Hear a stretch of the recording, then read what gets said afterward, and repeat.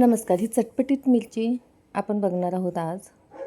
ही गूळ व चिंच घालून केलेली मिरची तोंडी लावण्यासाठी खूप छान लागते.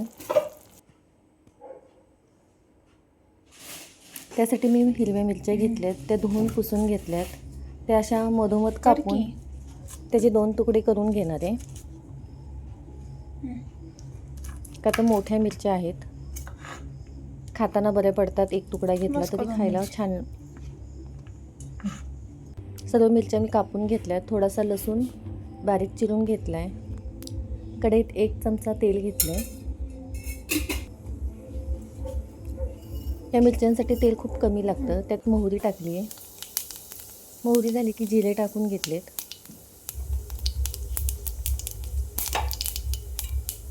जिरे तडतडले की त्यात पाव चमचा हिंग टाकून घेतली आहे व लसूण टाकलं आहे. लसूण थोडासा परतून घेऊया.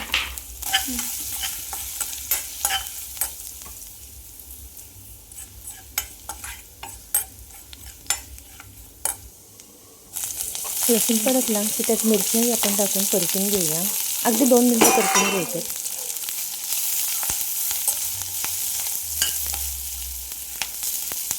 ही मिरची झटपट होते व खायलाही खूप छान लागते. अगदी लोणच्याप्रमाणे आंबट तिखट गोड चव असते. वरण भाताबरोबर, आमटी भाताबरोबर खूप छान लागते. आता त्यात 1 वाटी पाणी टाकलं आहे. 1 चमचा धने पावडर, चवीनुसार मीठ व छोटा अर्धा चमचा हळद टाकून घेतली आहे. सर्व व्यवस्थित मिक्स करून घेऊया व झाकण ठेवून शिजवून घेऊया.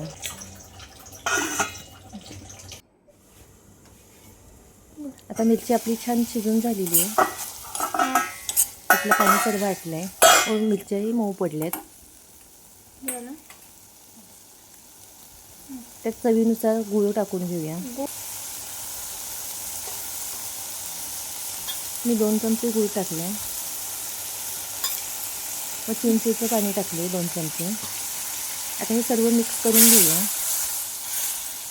व परत झाकण लावून 2 मिनिटं शिजवून घेऊया.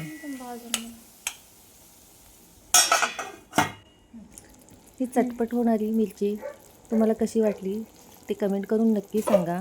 चिंचेच्या ऐवजी तुम्ही लिंबाचा रसही वापरू शकता. शेवटी थोडंसं काळं मीठ टाकून घेतलं आहे म्हणजे चव आणखीन वाढेल.